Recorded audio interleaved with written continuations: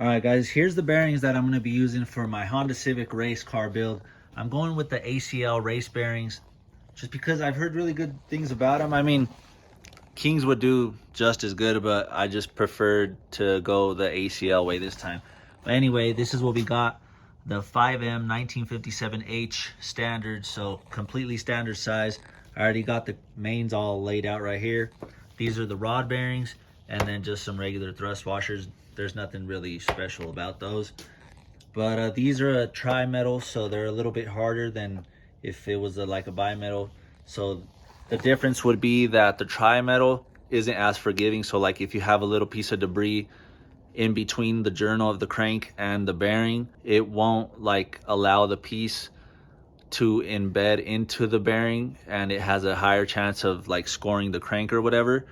But we'll make sure it's clean. And I've heard really good things about the race series anyway. Not much people having problems, so just went that way. We're gonna be revving it out a little bit more than usual, so you know, might as well. The price difference is pretty significant though.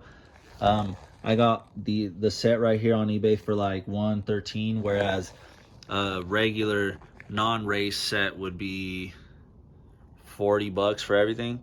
So I mean, big difference, but it is what it is, man. And then we got the crank in here in this bag. It's been sitting waiting to come out. I'm just gonna use a rag with some brake cleaner on the journals because we're gonna be using some plastic gauge to measure the clearances real quick before we put them in.